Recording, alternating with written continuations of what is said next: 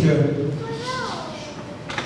le programme de ce petit message, c'est la nécessité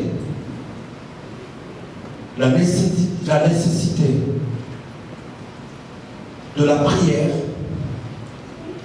la nécessité de l'attente, la nécessité de l'obéissance. Amen. Beaucoup de personnes croient au Seigneur Jésus-Christ, mais ils ne sont pas obéissants. On va développer ça. Et Dieu est en train de nous parler sur notre manière de vivre notre vie de chrétien, d'enfant de Dieu.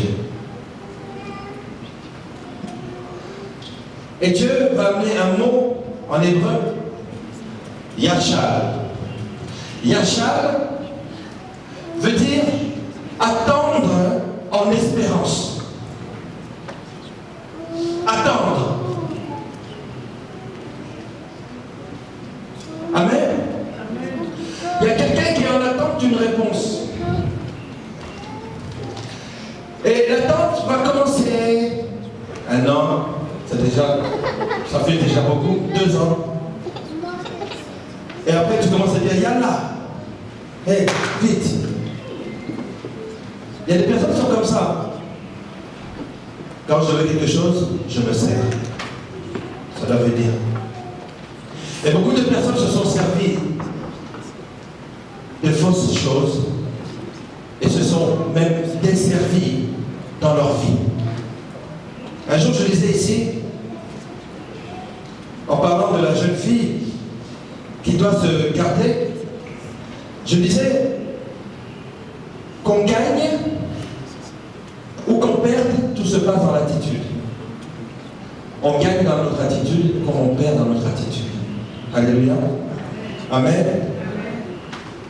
Donc, nécessité de la prière, nécessité d'une réponse, nécessité de l'obéissance. Nous allons aller dans le psaume 106. Nous allons lire le verset 23 au verset 35.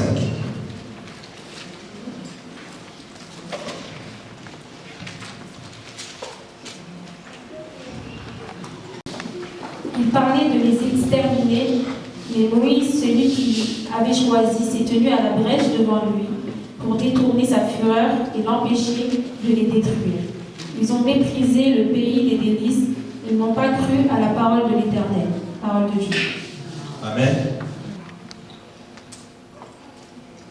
Il peut arriver qu'il y ait même une malédiction qui soit prononcée en ton encontre, même malédiction de mort, mais il y a quelque chose qui peut m'empêcher. Excusez-moi, mais si cette chose-là peut empêcher Dieu de détruire, elle peut empêcher n'importe qui de détruire. La prière. Que quelqu'un est avec moi. La prière. Dis à quelqu'un, tu dois prier. Non, dis-lui, tu dois prier. Mes amis, il y a quelque chose qui est en train de se passer dans cette assemblée.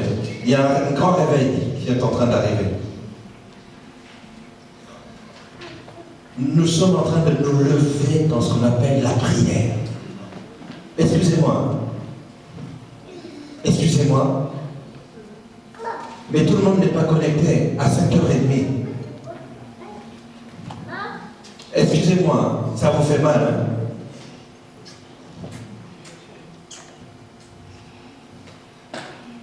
La première chose qui te caractérise en tant qu'enfant de Dieu, la première des choses, c'est celle qu'on appelle la communion avec Dieu. Ça passe par quoi? Et quand tu ne te connectes pas le matin, je vous avertis, n'amenez pas la colère de Dieu sur vous. N'amenez pas, je suis sérieux, n'amenez pas la colère de Dieu sur vous. Quand je réveille mes enfants le matin, je sais qu'ils sont fatigués, ça me fait mal de les voir fatigués à 5h30. Mais je les réveille quand même.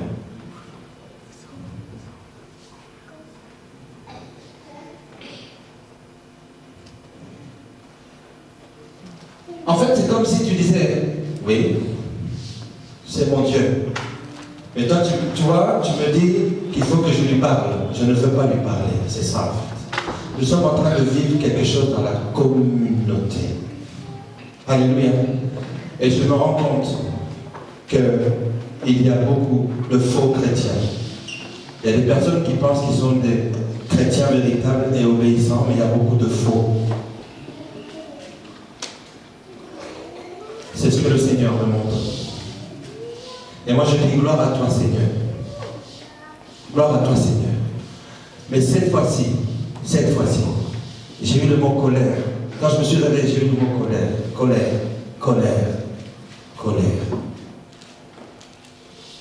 Mais vous pensez quoi? Vous pensez que Moïse, il était là juste pour faire la décoration. Hein? Pourtant, il y avait un sacrificateur. Et vous pensez que l'homme de Dieu est là juste pour décorer. En fait, je suis devant vous, je suis en train de parler. Mes amis, je ne parle pas dans le vide et je le sais. Parce que je parle au nom de l'Éternel des armées. S'il faut que je vous supplie pour votre bénédiction, je le ferai. S'il faut que je vous redresse, je le ferai. Parce que c'est pour votre bénédiction. Mais surtout, je n'ai envie de rien faire par mon propre cœur. Je laisse le Seigneur parler. Et je vous le dis, Église, ce matin, j'ai entendu le mot colère. J'ai entendu le mot colère. Il y a des personnes qui vont suivre cette vidéo par les réseaux sociaux. Toi qui te dis chrétien, si tu n'es pas capable de te lever le matin et de dire merci Seigneur pour le souffle de vie, tu es qui? Who are you in fact? Tu ne peux pas dire je suis enfant de Dieu, je ne vis pas comme enfant de Dieu. Vous voyez ce qui se passe? Lorsque le président de la République ne fait pas ce pourquoi il a été élu, mais le peuple s'insurge.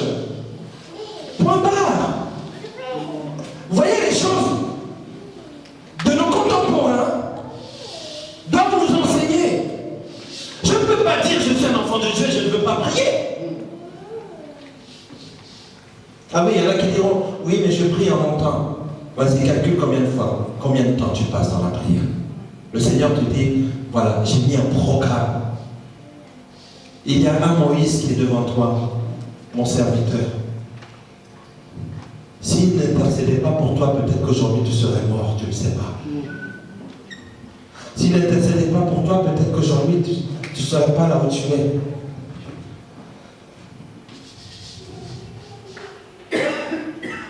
Confiez-vous à mes serviteurs. Plusieurs fois dans la parole de Dieu, on dit que le Seigneur a eu compassion de la foule. Quand est-ce que tu as eu compassion des autres?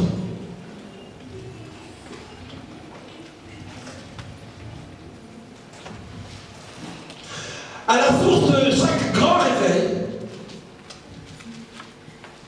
c'est pour ça que je dis que cette église est en train de vivre un grand réveil. Je vous le dis, un grand réveil. Il y a un jour où on priera ici, les personnes seront guéries sans que personne ne leur impose les mains. Nous serons juste en train de chanter l'adoration, il y aura des miracles qui vont s'accomplir. C'est ce qui va arriver. Je prie le Seigneur que tu fasses partie de cela. Je prie le Seigneur pour que tu fasses partie de ces personnes-là qui, lorsqu'elles ouvrent la bouche, c'est le feu du Saint-Esprit qui sort. Qui, lorsqu'elles disent oui, c'est oui et amen qui se fait. Qui, lorsqu'elles ferment quelque chose ici, c'est fermé en haut, elles ouvrent ici, c'est ouvert en haut. Je prie Dieu pour que tu en fasses partie. Mais ça commence par le commencement, la prière.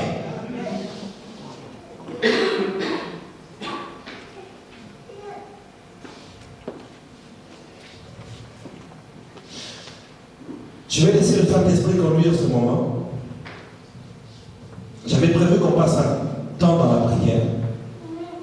Je pense que ça sera pour la semaine prochaine, parce que je vais délivrer le message. Nous allons prier et prier. et prier. Amen. Amen. Je ne comprends pas d'autres pensées religieuses sont fervents dans leur prière à eux. Nous qui avons le véritable Dieu, juste de dire réveille-toi à 5h30 pour prier.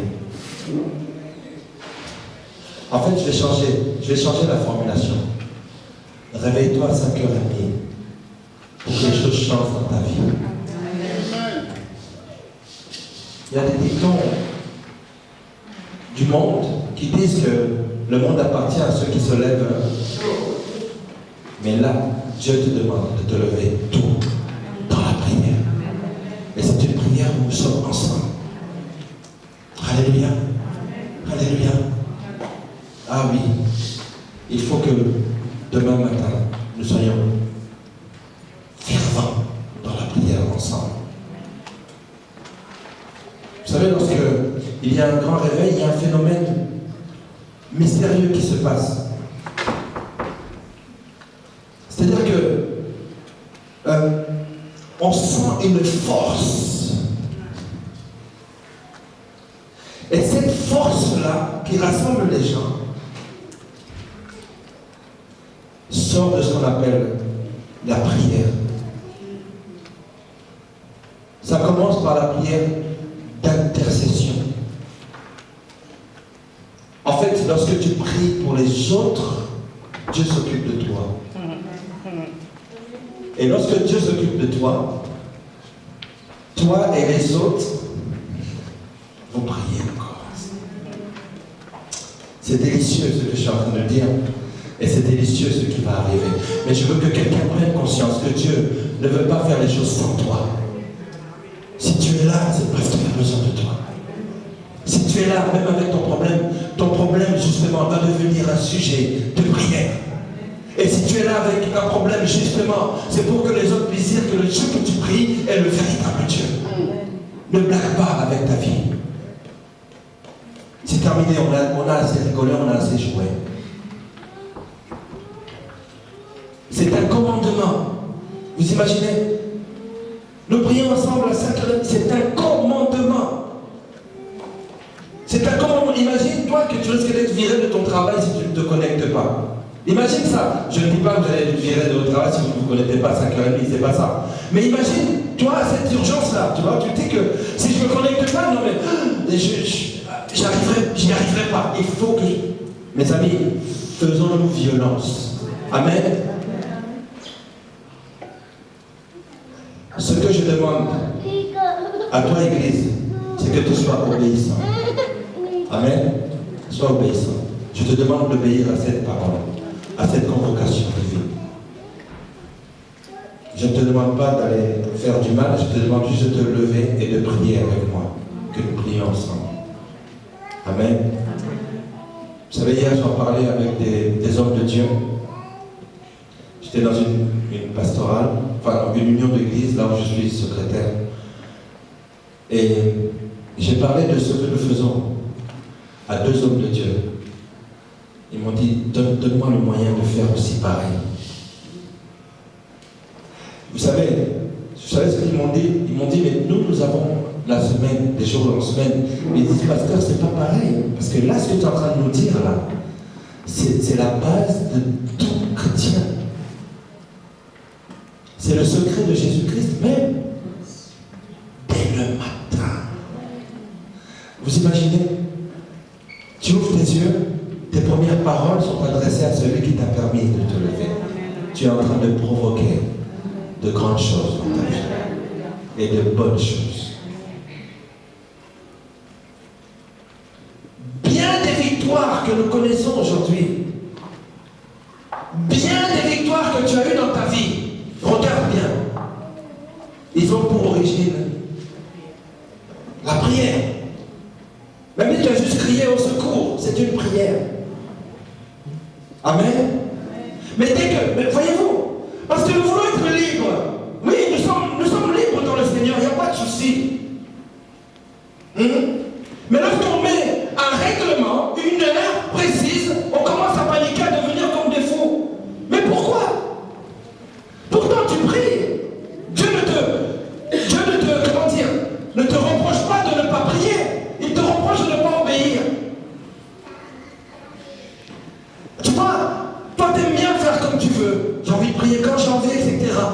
Mais quand tu es dans une communauté, tu as un Moïse devant toi qui te dit, nous devons faire comme ça. Les mêmes personnes, lorsqu'ils étaient dans le désert, ils disaient, ah, tu voulais nous faire tuer, etc. Quand Caleb et Josué sont là, ils voulaient leur lancer des pierres. Mais c'est les mêmes personnes quand Moïse a dit, restez en place. Et voyez la main de l'Éternel agir.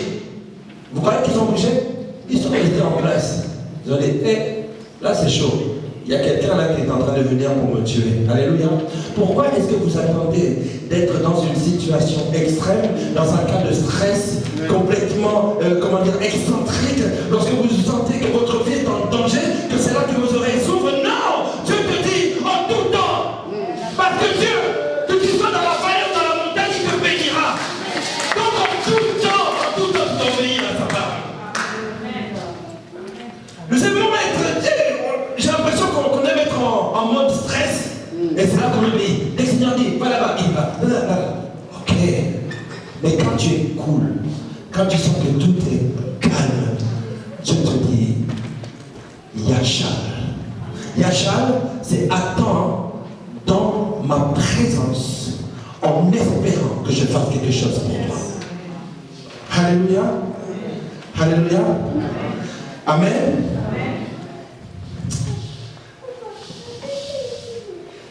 Adorer Dieu et louer Dieu. Vous voyez, c'est deux sortes de prières. Adorer Dieu et demander. Louer Dieu et témoigner. Amen. Tu dois passer par ces deux phases-là. Parce que quand tu demandes, tu dis, oui, Dieu, tu es grand. Oui, tu es grand, j'ai besoin. Dieu, tu es grand, j'ai besoin. À un moment donné, Dieu entend que j'ai besoin. Ah bon, quand est-ce que je suis grand? Parle ton besoin. Et lorsque Dieu a agi, il faut qu'il y ait la louange. Le témoignage est une forme de louange. C'est une louange. Parce que la louange, la définition, c'est de clamer ce que Dieu a fait. Amen. Combien de fois Dieu a fait des choses dans ta vie? Et combien de fois est-ce que tu as témoigné pour son nom? Alléluia. Alléluia. J'ai aimé ce que la servante de Dieu, maman Jennifer, disait non. Même si je suis en bas, je vais me lever. Alléluia. Amen. Écoutez, vous savez, lorsqu'on parle de prière, d'un coup, il y a des personnes qui deviennent faibles. Lorsqu'on parle de jeûne et de prière, alléluia, amen, amen. Je vous parle de la dimension 365. Beaucoup de personnes devront se repentir parmi nous. Beaucoup. J'aime vous parler en face et vous dire ce que je ressens, ce que le Seigneur me fait ressentir. Pourquoi est-ce que tu es contre ça? Pourquoi est-ce que tu ne veux pas jeûner et prier pendant 36 jours et demi? Pourquoi est-ce que tu ne veux pas? Pourquoi? Tu as un souci dans ton cœur. Il faut te repentir. Alléluia. Te repentir et dire, Seigneur, je vais obéir. J'ai entendu le mot colère ce matin. J'ai entendu le mot colère. Vous savez, il y a des personnes, tiens, je vais vous parler de moi. Alors le frère Rodin, il était comme ça. Jeune chrétien, il allait dans les groupes de jeunes et tout. Mais il allait aussi en boîte en même temps. Il était entre les deux. Quand il fallait prier, il n'y a pas de souci. Le frère Rodin, il priait. Il priait comme tout le monde. Mais dès qu'on a prononcé le mot jeûne, je vous dis franchement, je fus un sportif de très haut niveau, même au niveau européen. Mais quand on me disait jeûner, vous voyez mes genoux, ils touchaient comme ça. Mes amis, au bout d'une demi-heure, demandez à maman Jenny. Au bout d'une demi-heure, donne-moi même un petit pain. Je peux boire un peu d'eau. Est-ce que vous avez déjà ressenti ça? Dès qu'on dit jeûner et prier, et pourtant, je peux passer des journées, je ne mange pas. Le soir seulement, je viens, j'ai note un petit truc. Mais dès qu'il y a le mot jeûner et prier, ça commence à me peser sur ma conscience. Ah non, je ne peux pas tenir. Non, c'est trop, j'étais en rush. Il fallait que... Mes amis, vous devez combattre contre cet esprit-là. Vous devez combattre contre cet esprit-là. Vous savez pourquoi?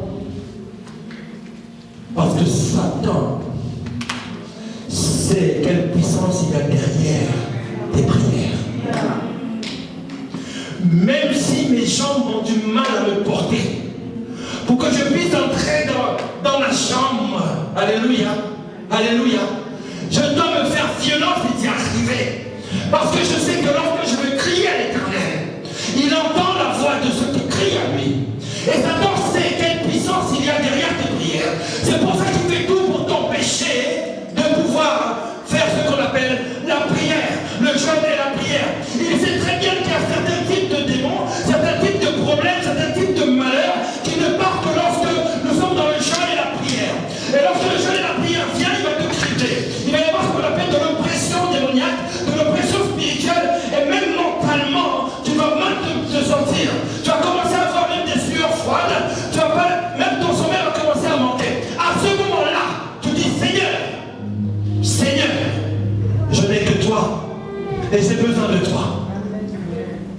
Fais-toi violence. C'est pour ta bénédiction. C'est pour ta bénédiction. Écoutez-moi bien. Lorsqu'un chrétien se repent, Satan a des malaises. Il a des malaises, il commence à avoir la tête qui tourne. Lorsque tu pries, là il tremble. Lorsque tu touches la Bible, il fuit.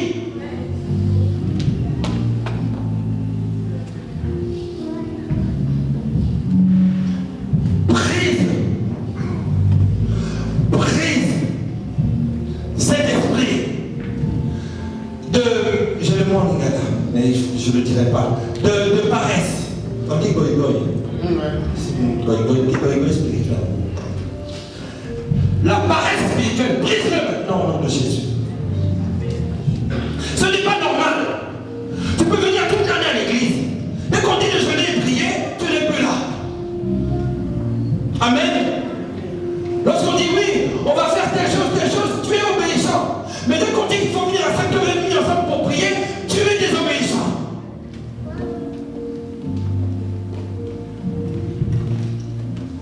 Tu sais pourquoi tu fais ces choses-là? C'est pour ça que je te demande de te repentir.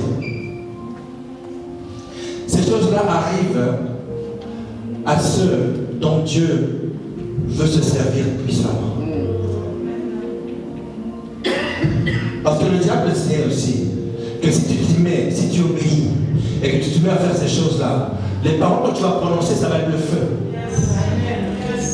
Tu vas toi-même amener le miracle dans ta vie. Ça se trouve que Dieu n'attend que ça pour agir dans ta vie. Alléluia. Alléluia. Amen. Oui, mais pasteur, comment ça serait possible? Parce que je suis, même si la faiblesse de mes jambes m'empêche de franchir la porte de ma chambre pour prier. Grâce à la prière, tu peux, comment dire, paralyser la puissance de l'ennemi. Tu peux paralyser la puissance de l'ennemi. Et Dieu est en train de dire à quelqu'un ici, c'est le moment pour que tu puisses faire appel aux puissances célestes. Parce que le cas que tu présentes à Dieu demande à ce que tu puisses faire appel aux puissances du trône de la grâce et de miséricorde. C'est l'Éternel des armées lui-même qui va descendre pour ta cause. C'est lui-même qui va descendre. Il y a de ces cas où Dieu envoie des gens. Dieu envoie un pasteur, Dieu envoie à Moïse. Il y a de ces cas-là. Mais il y a de ces cas-là où c'est son doigt qui touche.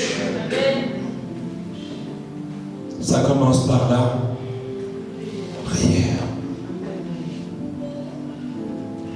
Le psaume 2, verset 8. Écoute ce que Dieu te dit. Souligne-le. Il faut que tu le soulignes. Dieu te parle directement. Alléluia. Psaume 2, verset 8. Tu lis la parole de Dieu.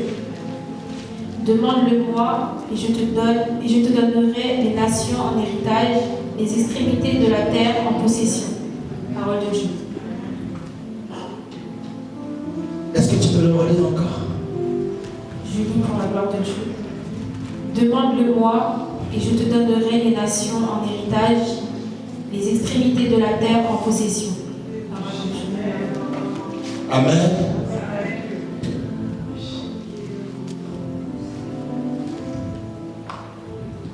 Vous savez ça? Vous allez comprendre quelque chose derrière. En fait, quand Dieu te dit, demande-moi, et je vais te donner les nations en héritage. En fait, ça veut dire que ton héritage est déjà prêt. Il est déjà prêt. Ah, je vais aller de ce côté, je crois qu'ils n'ont pas compris.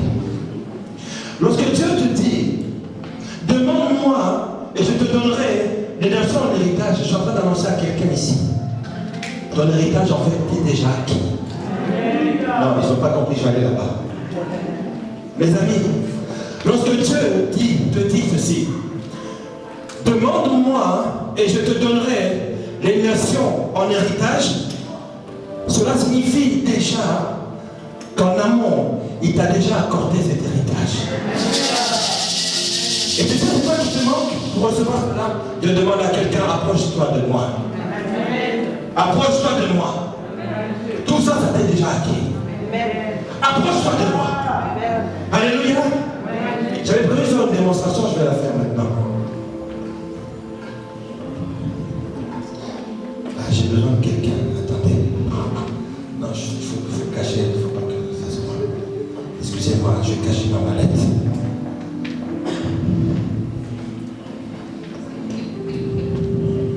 Je prie le Seigneur Jésus-Christ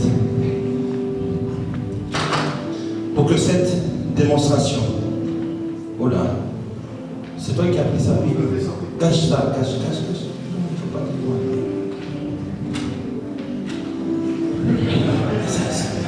Merci, compassion.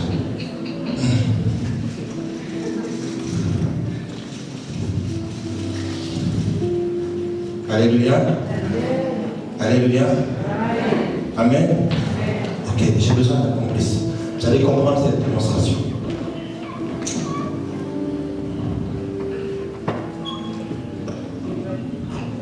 Hein? Donc vous avez vu, c'est pour les combats, les choses comme ça. Comme il est costaud, quand les gens le voient tomber, quand même, il y a l'onction. Mais là, Hermite vient. Est-ce qu'on peut encourager la sœur Hermite?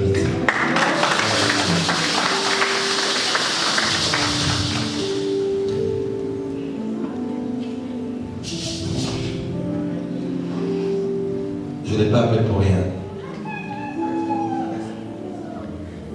Responsable de l'écotime, parce qu'il y a des enfants qui vont être là, et je vais te dire quelque chose.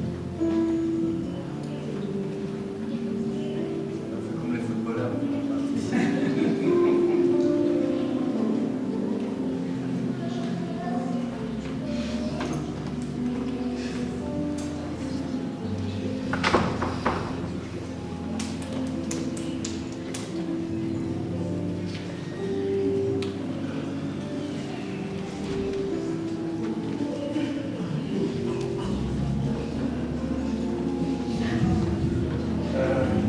Voilà.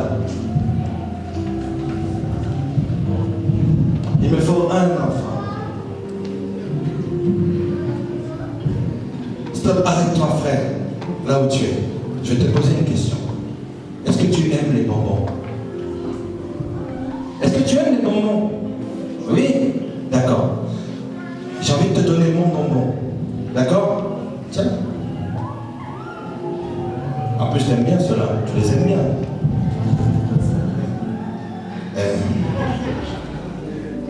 Tu prends lequel?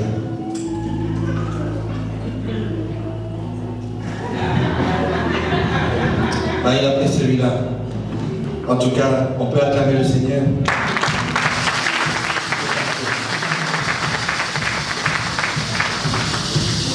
Mais vraiment, est-ce qu'il n'y en a pas un qui veut mon bonbon? Viens vite le prendre. Trop tard. Oh, mais tu vois, comme tu as pris celui-là, tu m'as fait plaisir. Tiens, je te donne tout ça.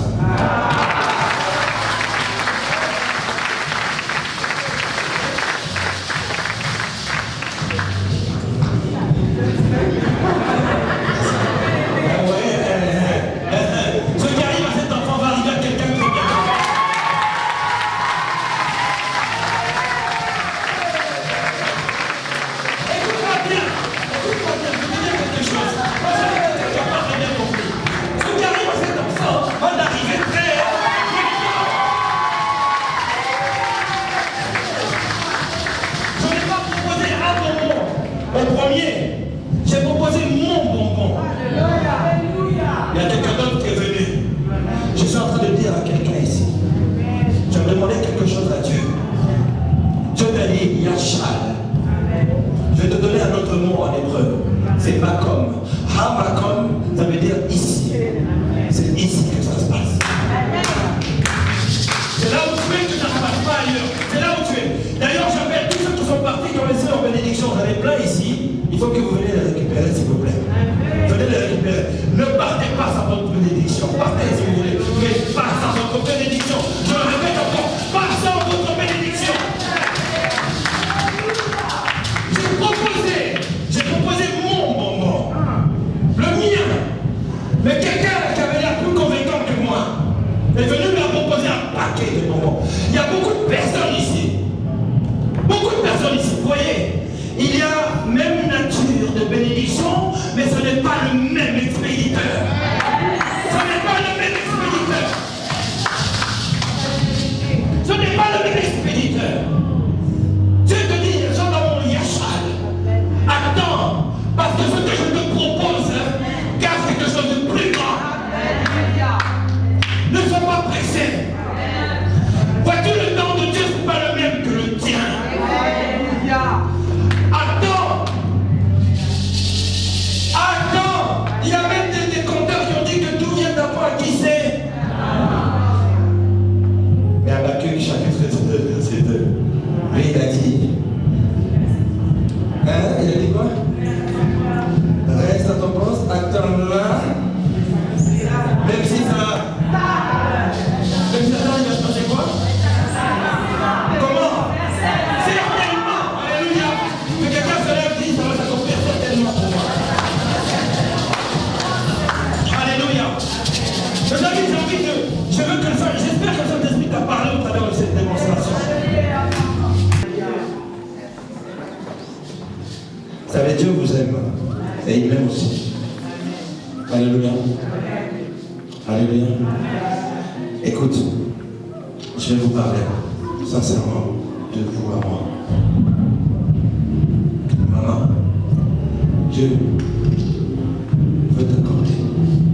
Mais au moment où il va te donner, tu vas avoir une proposition très alléchante, très tentante. Mais pour que tu puisses discerner, aie l'habitude de parler à Dieu. Approche-toi encore de lui. C'est le message d'aujourd'hui.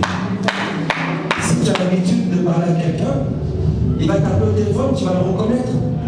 Vous savez, est-ce que vous avez jamais remarqué que votre cousin, votre frère, votre ami que vous connaissez bien vous appelle, il n'a pas besoin de dire bonjour, je m'appelle ton cousin, ou je m'appelle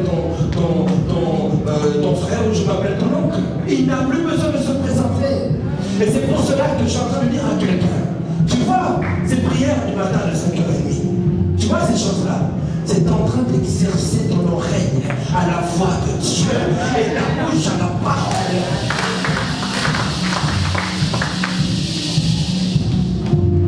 C'est un avertissement de la part de Dieu. On va te proposer quelque chose, mais si tu n'as pas de discernement, ça va se suivre de chacun. Ça va se suivre de chacun. Alléluia.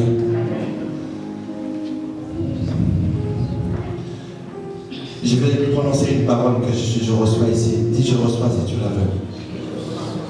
Mais vous voyez, maintenant, c'est pas je reçois après que j'ai dit. C'est je reçois maintenant avant que j'ai dit.